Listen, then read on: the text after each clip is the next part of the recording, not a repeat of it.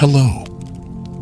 Welcome to Fall Asleep Tales, where we unwind, we dream, and we softly drift into sleep.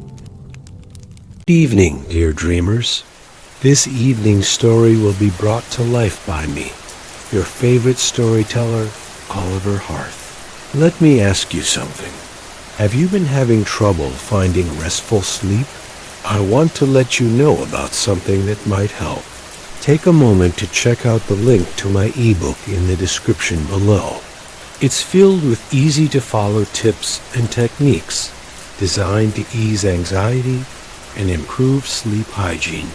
Many of my listeners have found it incredibly helpful, and I truly hope it brings the same peace to you. Now, let's forget the bustle of the world for a while. Find a comfortable spot to relax. Close your eyes and let the rhythm of the night surround you. Tonight, we'll embark on a journey to the sunlit realms of the Greek myth of Apollo, a tale filled with warmth, light, and beauty, perfect for a peaceful drift into sleep. Before we begin, let's take a moment to settle our minds and bodies. Find your perfect position, whether lying down or seated comfortably. Take a deep breath in, filling your lungs slowly, and as you exhale, feel the tension in your body start to melt away. Let each breath be a gentle wave, drawing you further into relaxation. Let's allow our thoughts to soften, just as the day's worries begin to fade. Focus on your breath, the gentle rise and fall of your chest, the soothing rhythm of your body with each breath you take. With every exhale, imagine releasing any remaining tension or restlessness. It's okay to let go. If your mind starts to wander, simply guide it back to your breath. I know from my own experiences how difficult it can be to quiet the mind at the end of the day. But don't worry, because you've already begun the journey to rest. As you breathe deeply, let the stillness of the night cradle you. Now, as you relax, allow the story ahead to wash over you, a tale that's been passed down for generations, soothing hearts and minds. So take another deep breath, and as you exhale, let go of the day entirely. It's time to surrender to the dream world. In the beginning, when the earth was young and the heavens were still a tapestry of untold wonders, the gods and mortals were intertwined in a delicate dance of creation and chaos. And it was during this time, in a corner of the world kissed by both light and shadow, that a child was born, a child destined to shape the very fabric of the universe. The sun, which bathed the world in its warmth and light, had no name yet, for it had not yet been given its soul. But from the distant mountains of Delphi, high up where the air trembled with the whispers of divine beings, there echoed the birth cry of the god Apollo. His arrival was not marked by thunderous roars or a clash of titanic forces, but by a soft, golden light that seeped into the world, casting the first warmth upon the cold, sleeping earth. His mother, the Titaness Leto, was a creature of beauty and grace, her form both delicate and strong. She had wandered through many lands, seeking refuge and shelter from a world that feared her radiant child. The goddess Hera, the wife of Zeus, had sworn that no land would be free to cradle Leto's child, so her journey was one of exile, a quiet yet powerful reminder of the immense strength of a mother's love. Leto's spirit remained unwavering, even as the moonlight grew dimmer, and the stars, like scattered diamonds, blinked overhead with a soft sadness. Her body heavy with the promise of a child, she found solace in a hidden island, far from the watchful eyes of Hera. This island, known as Delos, was small and unremarkable to the mortal eye. Yet in the divine realm, It was a place of magic, of untouched purity, a perfect cradle for a god to be born. As the winds whispered across the waves, Leto lay down upon the cool earth of Delos, her skin glowing faintly in the twilight. It was here, beneath a sky scattered with stars, that Apollo would come into the world. No longer would the earth be bathed in shadow, for his light would soon dance across the sky like a golden thread. The gods would be forever changed by his arrival, as would the world he touched. As the labor began, the island of Delos seemed to hum with an otherworldly energy. The very earth beneath Leto's feet seemed to pulse, as if it too could feel the weight of the destiny unfolding. Each wave that lapped at the shore seemed to carry the sound of an ancient song, an aria sung by the sea itself. Leto's breath grew deeper, slower, more measured, as she summoned all the power within her to bring her son into the world. And then, as the first rays of dawn broke across the horizon, Apollo was born. His cry echoed across the island, a sound like the ringing of a bell, clear and pure. As his tiny form emerged into the world, the sky itself seemed to brighten, as if it too had been waiting for this moment. The golden light that had once only touched the earth in fleeting moments now became permanent, radiating from the new sun god, Apollo. Leto, exhausted but filled with a love so fierce it could not be contained, held her son close. His skin was golden, like the warmth of the sun at its highest point, and his eyes gleamed with the promise of untold wisdom.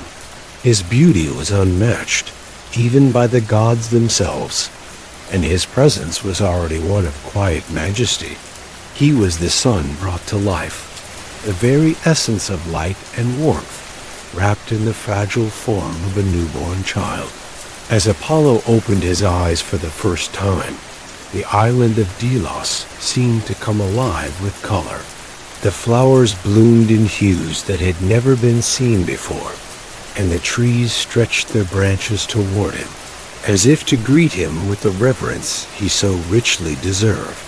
Even the winds, which had once been cold and unyielding, now carried a gentle warmth, caressing the newborn god's face as though they too welcomed his arrival. Apollo's first breath seemed to still the world for a moment. Time itself paused, and in that stillness, the earth and the sky whispered his name. Apollo. His mother's voice was soft, a melody of joy, as she gazed upon him, her heart swelling with pride. The gods of Olympus, who watched from afar, were already filled with awe. They knew this child was destined for greatness, though they could not yet fully grasp the extent of his power. Apollo's light, already beginning to shine in a soft but radiant glow, was a promise that the darkness would always yield to the light. That night would be followed by day, and that warmth would always return, no matter how cold the world might become. But there was one who did not share in the joy of Apollo's birth. Far above, on the mountain of Olympus, Hera, the queen of the gods, watched with narrowed eyes. Her heart, cold and full of jealousy, could not bear the sight of Leto's joy, nor the shining future of her child. Apollo's light, though beautiful, was a reminder of the weakness of the world she ruled, a threat to her own position as the supreme goddess. She vowed silently, as all gods often do, that Apollo would not be allowed to grow without struggle, without trials to test his strength. But for now, on the island of Delos, it was only the sun and the warmth of new life.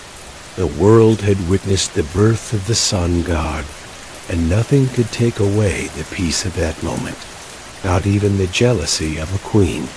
As the sun rose higher in the sky, Apollo's golden glow deepened, and Leto, still holding her son close, knew in her heart that the world had changed. The earth would forever bask in his light, and the stars would fade in reverence to his presence. The tale of Apollo had only just begun, but already the earth and the heavens would never be the same. And with that thought, she closed her eyes, content, and let the warmth of her child's life guide her into a peaceful slumber. As the days passed on the tranquil island of Delos, Apollo grew with a speed that seemed almost magical. He was no ordinary child, for even in his infancy, the earth and sky had conspired to nurture him in ways no mortal could ever comprehend. His golden light, which had first flickered like a distant star, soon shone brighter and more steadily, and by the time the first full moon had passed, Apollo was no longer a babe in his mother's arms. He was a child of the sun, radiant and powerful, his very presence imbued with the energy of the heavens. From the moment Apollo opened his eyes to the world, he felt an unspoken connection to it. The waves of the sea, the rustling of the trees, and the soft hum of the wind spoke to him in a language only he could understand. He could feel the warmth of the sun on his skin, as if it were his own heart beating. The light itself seemed to flow through him, a current of pure energy, and as he grew, that energy rippled out, touching everything around him. Leto, watching her son in awe, marveled at the way he seemed to embody the world's harmony. His laughter was like the melody of birds in the morning, his movements as fluid as the river's gentle current. There was a wisdom in his eyes, too, far beyond his years, a knowing that spoke of a destiny too grand to fully grasp. One morning, as the island bathed in the soft glow of dawn, Apollo wandered away from the shelter of his mother's embrace. His feet, light as air, carried him through the lush forest, where the trees seemed to bow in reverence to his presence. He walked in silence, the world falling into stillness around him. The birds stopped their songs, and the wind held its breath. Even the flowers, which had bloomed in celebration of his birth, closed their petals softly, as though waiting for what was to come. Apollo's eyes were wide with wonder, his senses alive to every detail of the world around him. He reached out a hand and touched the petals of a flower. It was a delicate thing, pale blue and soft to the touch. As his fingers brushed its surface, the flower seemed to shimmer, as if infused with a bit of his own light. He smiled, and in that moment, it was as though the whole island smiled with him. The flower's petals opened wider, and the sky above him deepened into an even richer shade of blue.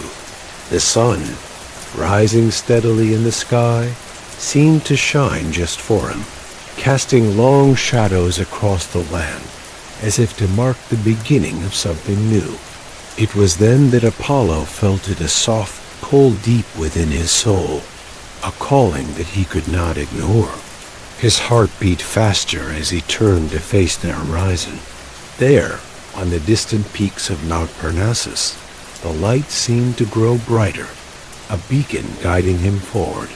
Apollo could feel the pull of the sun, his true home, urging him to come closer, to take his place among the heavens. He felt, too, that the world was waiting for him.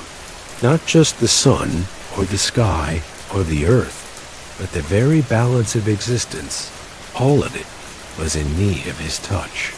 It was a humbling thought for one so young, but Apollo knew, deep within, that this was his purpose. He would carry the light, not only for himself but for the world, to guide and protect, to banish the darkness when it crept too close, to warm the coldest of hearts, and bring clarity to the foggiest of minds. He was the sun, the source of all life, and though he had not yet fully understood the extent of his power, it was already beginning to stir within him. Leto, too, had sensed at the stirring of her son's divinity. She watched as Apollo stood at the edge of the cliff, gazing at the mountains far beyond, his golden hair catching the rays of the sun as though it were one with the light itself. Her heart swelled with a quiet pride, knowing that her son was destined for greatness, but also filled with a mother's tender worry. She longed to hold him close, to protect him from the trials that she knew lay ahead. But Apollo was no longer a child to be protected.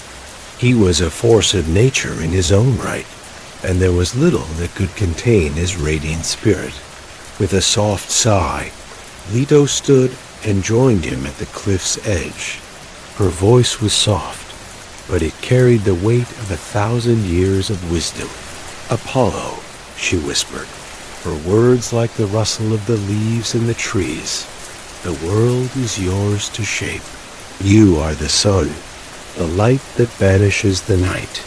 But remember, even the brightest light must know when to rest, when to yield to the darkness. For without the dark, there can be no light." Apollo turned to her, his golden eyes reflecting the warmth of the sky. He smiled, a smile full of knowing, as if the weight of her words had already taken root in his heart. "I understand, Mother," he said softly. "The light and the dark, they are one, aren't they? Each part of a greater whole." Leto nodded, her eyes softening. "Yes, my son. The balance between them is the secret to the world's harmony. Never forget that." With those final words, Apollo closed his eyes, breathing deeply. He felt the warmth of the sun in his chest, the pull of the sky above him, the steady rhythm of his heart echoing in time with the heartbeat of the earth. He knew then that his journey was just beginning. There were trials ahead, both great and small, but Apollo was ready.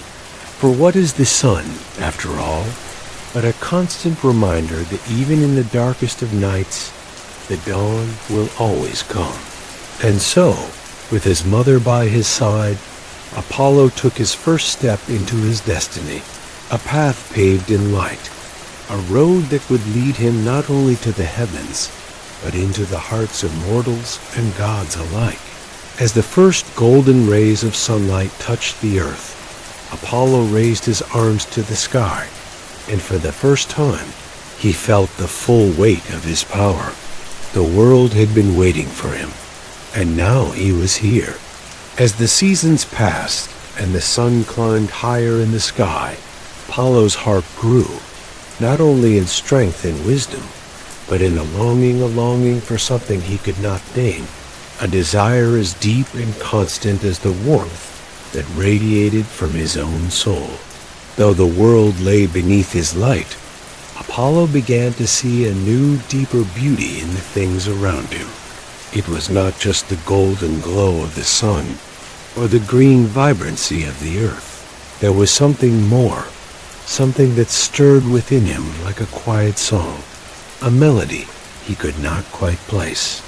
And then, one day, as he wandered the meadows near the slopes of Mount Parnassus, Apollo saw her, Daphne. She was standing by the edge of a clear, sparkling stream, her hair dark as night and flowing like the river itself. The sunlight caught in the strands, giving them an otherworldly glow, as though she were a creature not entirely of this earth. Her gaze was gentle, but there was something in the way she stood, an air of solitude and grace, of quiet strength. She was unlike any mortal Apollo had ever seen. Daphne was not a goddess, but a nymph, a spirit of the forest, pure and untamed. She moved with the natural elegance of the world itself, a being shaped by the trees and the winds, by the earth and the sky. There was a wildness about her, an energy that pulsed with the heartbeat of nature, and it immediately caught Apollo's attention. He was struck by her beauty, but it was more than that. There was something about her presence that called to him, something deep within that stirred with a strange new longing. He had seen the earth in all its glory, the grandeur of mountains, the majesty of the stars, but this was different. Daphne was not a thing to be admired from afar. She was an enigma, a force of nature that even Apollo himself could not fully understand, and that intrigued him more than anything ever had before. The moment he saw her, a sudden pull stirred in his heart. Apollo, the sun god, the one who is always in motion, who brought warmth and light to the world, felt an unfamiliar stillness. He could not look away from her, nor could he quell the longing that swelled in his chest. Without thinking, he approached her. "Who are you?" Apollo asked softly, his voice rich with curiosity. His words carried the warmth of the sun, though they were not harsh, but gentle, like a summer breeze. He wanted to know everything about this being, this vision that seemed to embody the wild beauty of the world in a way that even he, the god of light, had not yet fully grasped. Daphne turned to him, and her eyes met his with a calm, unyielding gaze. There was no fear in her eyes, nor awe, as there so often was when mortals looked upon gods. Instead, there was something like quiet recognition, as though she had always known this moment would come. She studied him for a long moment, as if deciding how to answer. "I am Daphne," she said, her voice as clear and cool as the water she stood beside. "I am a nymph of the river, a daughter of the earth, and you are Apollo, the god of the sun.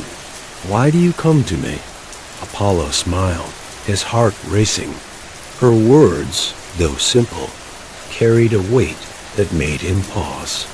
She was not intimidated by him, not moved by his radiant beauty, or the power that seemed to pulse from his very being. She was, it seemed, above such things. He admired that about her. "I come because I am drawn to you," he confessed, his voice tinged with wonder. "Your beauty, your spirit, they stir something in me that I cannot name. I have never felt this way before, not even in the light of the sun." Daphne's gaze softened, but her expression remained steady. She took a step back, her feet light upon the earth, as if sensing that Apollo's presence was not one to be taken lightly. She was not afraid, but she was wary of the sun god's power. Yes, but more so of the power of her own heart, which she knew could easily be swept away by his radiant light. "You are the sun," she said, her voice quiet but firm. "You shine brightly for all the world to see, and yet I am but a shadow, a creature of the earth. I belong to the forest, to the rivers, to the cool embrace of the night. The light you carry is too much for me. I cannot live in it. I cannot be part of it."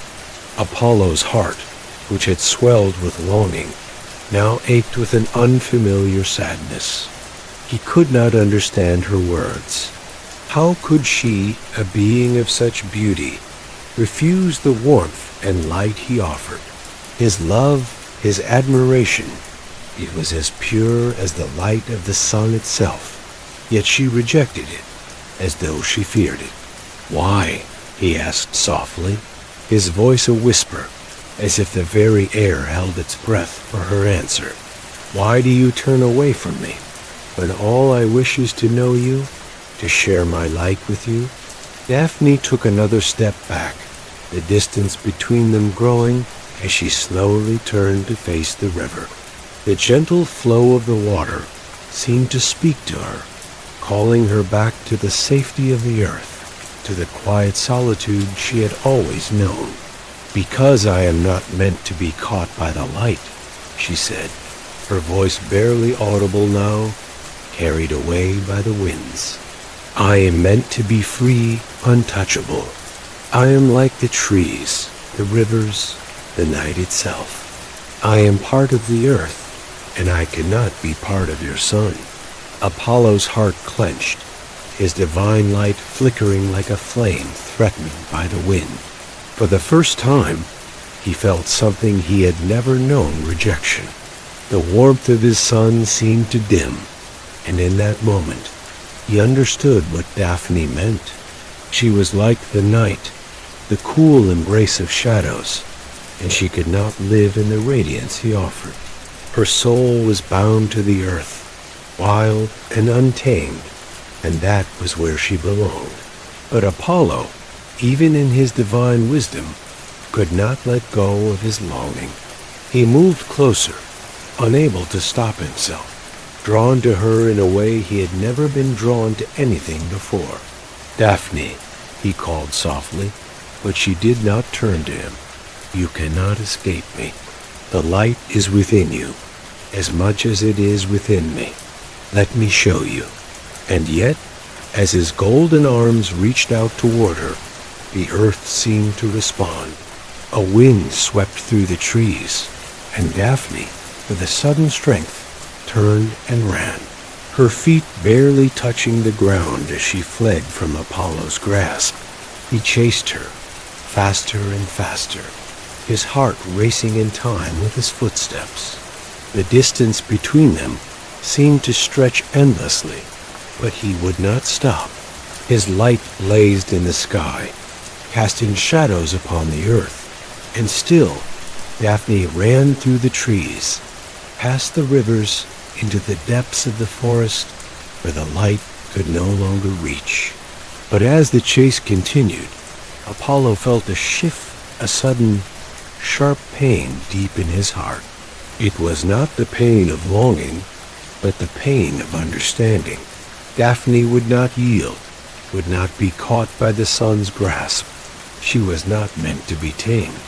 She was the night, the cool shadows of the earth, and the more he chased her, the more he realized that this was a love he could not force, no matter how bright his light.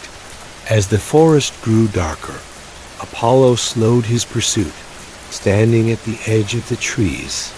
He watched as Daphne, faster than the wind, vanished into the shadows, a fleeting vision of beauty and grace. And for the first time in his life, he felt the true weight of his power. For the first time, he understood that some things, some beings, could not be held by the light, no matter how powerful the sun might be. And so, Apollo stood still, the sun fading slowly in his heart. He knew that this love, this longing, would never be forgotten. But in his heart, he also knew the truth, that even the sun must sometimes rest, and even the light must sometimes yield to the shadows. In the days that followed the fleeting encounter with Daphne, Apollo found himself changed. The light within him, once constant and steady, now felt turbulent. He had known love, yes, in its purest and most radiant form, his love for the sun, for the earth, for all that was bathed in light. But this longing, this ache he felt for Daphne, was different. It was the first time that his heart, normally so firm and certain, had felt the sting of absence, the sharpness of desire unmet. He tried to distract himself, as gods often do, by turning his attention to the things he could control. And for Apollo, one thing he could always rely on was his music. Apollo had been born with many gifts, but none so beautiful or powerful as his music. His lyre, a gift from the great god Hermes, was crafted from the finest materials, with strings that seemed to hum with the very essence of the world. When Apollo played, it was as though the heavens themselves held their breath. His music could stir the hearts of gods and mortals alike, calming the stormy seas, easing the sorrows of the heart, and filling the world with a sense of peace. And so, Apollo took up his lyre, hoping that the sweet sound of his strings would soothe the unrest within him, and perhaps even distract him from the hollow ache that Daphne's absence had left in his chest. He sat by a stream, its waters sparkling like diamonds in the morning sun, and he began to play. The notes that emerged were like the soft murmur of a lullaby, gentle and sweet. The music floated on the breeze, wrapping itself around the trees, the grass, the flowers, as though the earth itself had become one with the melody. Apollo's fingers moved effortlessly over the strings, the music flowing from him as naturally as the sunlight that bathed the land. As he played, something magical began to happen. The air around him seemed to shimmer with the resonance of his music. The trees, which had once merely swayed in the wind, now bent in time with the rhythm. The flowers opened their petals, their colors growing brighter with each note. Even the sky above him seemed to respond, shifting from the soft blue of the morning to a deeper, more vibrant hue, as though it too was entranced by the sound of Apollo's song. The music spread beyond the grove, reaching the ears of creatures far and wide. The birds began to sing in harmony with him, their songs blending seamlessly with the sound of his lyre. The deer that roamed nearby paused, their ears flicking toward the melody, while the wind itself seemed to carry the notes further, across the valley, through the hills, and into the distant mountains. And then, from the shadows of the trees, something else emerged. It was a figure, small and delicate, moving with the grace of the wind itself. At first, Apollo thought it was merely a trick of the light, a shadow passing through the grove. But as the figure drew closer, he recognized her. Daphne. She moved like a wisp of air, her hair flowing like the river's current, her feet barely touching the ground. She was drawn to him, not by his light this time, but by the music, the song that seemed to echo the very soul of the earth, the song that had once made her run from him. Now, it was different. Now, the music was not an intrusion. It was an invitation. Apollo's heart skipped a beat as he saw her standing before him, her eyes filled with something he had never seen before: curiosity. Her gaze lingered on him, on his lyre, on the notes that spilled so effortlessly from his fingertips.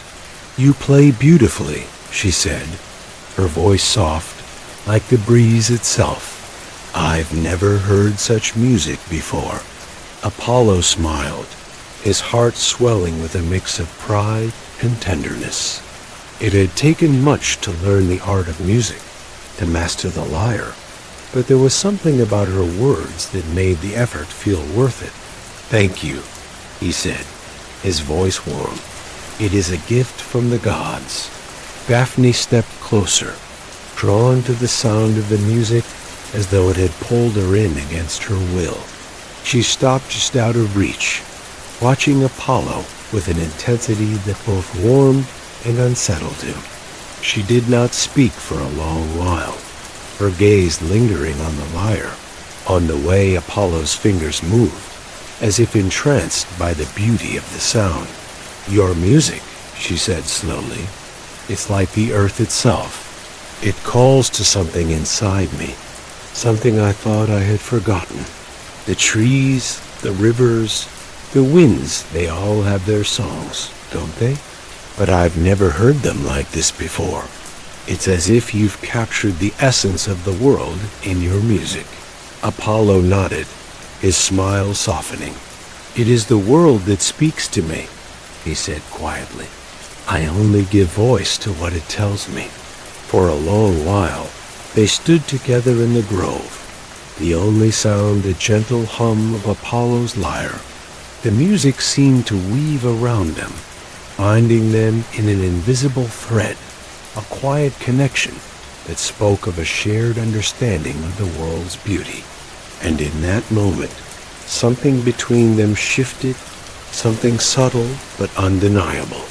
A tension that had once existed between the sun god and the river nymph seemed to dissipate, carried away by the music, as if it had never truly been there to begin with. Daphne, no longer a creature of pure flight, began to move closer, her steps slow and deliberate, the ground beneath her feet soft and welcoming. She stretched out a hand, as though unsure of herself, as if the music was leading her forward, urging her to step into the light, into the warmth of Apollo's presence. But just as her fingers were about to brush the strings of the lyre, the world around them shifted once again. Apollo felt the sudden pull of something deeper, something ancient and untouchable, and in that instant, he realized that the moment they shared was fleeting. Like all beautiful things in the world, it could not be held forever. The wind began to stir, not with the gentleness it had once had, but with an urgent force, as if nature itself was calling Daphne back. The music faltered, and for the first time, Apollo hesitated, his fingers pausing mid-air. He looked at Daphne, his heart torn between his longing for her and the knowledge that she was a part of something much older, something that could not be swayed by his light. Daphne pulled her hand back, her expression once again shifting into that calm distance he had come to know. "I cannot stay," she said softly, her voice carrying the weight of the earth itself. "The light calls to me, but my place is in the shadows, in the quiet solitude of the forest. Your music is beautiful, Apollo, but it is not my world." And with those words, she turned, slipping away into the trees as silently as she had come. Apollo sat in silence, the lyre still resting in his lap. The notes that had once flowed so easily now hung in the air, unfinished, like a song that had not yet been completed. For a moment, there was only the sound of the wind, the rustle of leaves, and the soft ripples of the stream. And in that silence, Apollo understood something he had not before, that sometimes the music of the gods is not meant to be heard by all. Sometimes the beauty of the world must be left to be whispered between the trees, the rivers, and the stars. But even as Daphne faded into the shadows, Apollo could not help but feel the stirrings of hope. For the first time, he realized that his music had not been in vain. It had bridged the distance between them, if only for a moment, and in that moment, it had been enough. The days grew longer, and the world continued to turn beneath the watchful eyes of the gods. Apollo, with his golden light, shone upon the earth, his presence a constant reminder of the sun's eternal cycle. But in his heart, something had changed. The music he once played with such ease now carried a bittersweet undertone, a longing that refused to fade. Daphne was gone, lost to the shadows of the earth, just as she had always belonged to the cool embrace of the night. Apollo's light could not reach her there, no matter how brightly it shone, and though the world beneath him remained bathed in warmth and life, there was a part of him that felt colder, as though something vital had slipped through his grasp.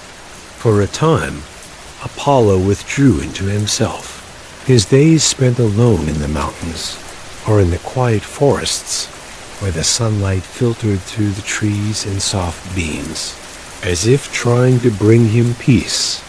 He had known many loves, many beautiful creatures, many warm moments, but none had touched him like Daphne. Her flight, her wildness, her refusal to be contained by his light, had burned a mark upon his heart that no amount of music or warmth could erase. Yet, even in his sorrow, Apollo knew he could not remain in the shadows forever. He was the sun. He was life itself, the one who brought warmth and growth to the earth. His purpose was greater than his own heartache, and so he rose every morning, his golden rays stretching across the heavens. He could not deny his role in the grand rhythm of the universe, but there was something else he could not deny either. The pain that lingered within him had become a part of his essence, just as much as the light that poured from his chest. It had been a part of the journey, a lesson learned in the deepest chambers of his heart. To love and to lose, to chase and to let go, was not weakness. It was, in fact, a part of life, an integral part of the very dance between light and dark that shaped the world. As the seasons turned, Apollo's music grew stronger, richer, deeper. He no longer played just for the gods or the creatures of the earth. He played for the stars themselves, for the winds that whispered through the trees, for the very soul of the world that pulsed beneath him. His music became a tribute to the eternal journey, to the cycle of life and death, to the balance between joy and sorrow.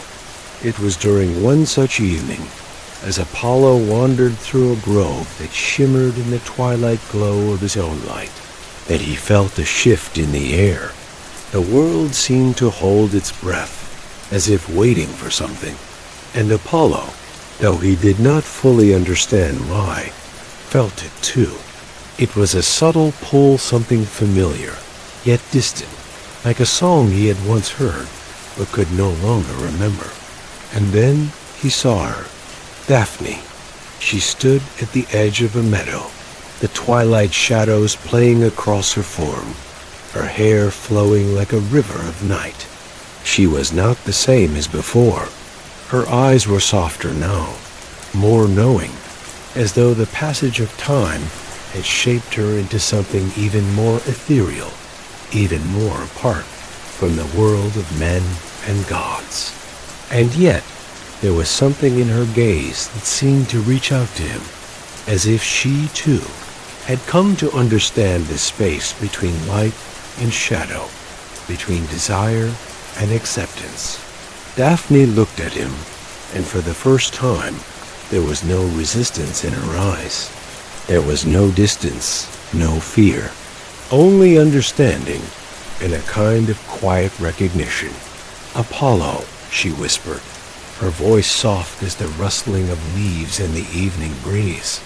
Apollo's heart stirred. He stepped closer, his golden light casting long, stretching shadows across the meadow. Yet the warmth in his chest felt strangely distant now, as though he had finally come to terms with the way things were meant to be. He did not chase her. He did not reach out with the hunger he once had.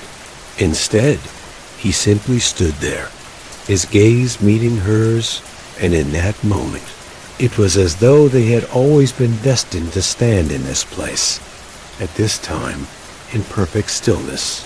"You are here," he said, his voice a mix of wonder and quiet acceptance. "I thought I had lost you forever." Daphne smiled, a smile that held 1,000 unspoken thoughts, 1,000 years of stories. "You have never lost me, Apollo. I am always here in the shadows, in the wind, in the trees. You are the light, and I am the dark. Together, we are the balance that holds the world in place. Without you, there is no me, and without me, there is no you." Apollo felt a shiver run through him, a mixture of awe and something deeper. She was right. She had never truly been lost to him, nor had he been lost to her. They were two halves of a greater whole, separate but forever intertwined. Their love had never been about possession or conquest. It had always been about the recognition of each other's nature, the acknowledgement of their roles in the grand cycle. "I understand now," Apollo whispered, his voice trembling slightly with the weight of the truth. "You are not mine to hold. You are yours, as I am mine, and yet we share the same sky, the same earth. We are together, even when we are apart." Daphne nodded, her eyes soft with understanding. "Yes, Apollo, we are together in the way the sun and the moon are together, even though they never touch. We are the light and the shadow. Without both, the world would fall into chaos.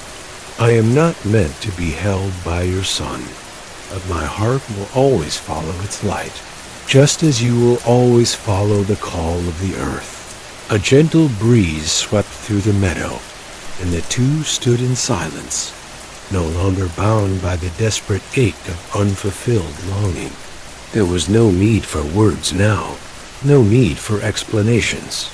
The music that had once been the heart of Apollo's sorrow had now become the song of peace, the song of acceptance. He had learned to live with the light and the dark, to embrace both as part of the same rhythm of existence. And so, Apollo continued on his journey, as he always had, bringing warmth to the earth and light to the heavens. But now, when he played his lyre, the notes carried a new depth, a deeper understanding of the world's delicate balance. He no longer chased Daphne, nor did he chase anything.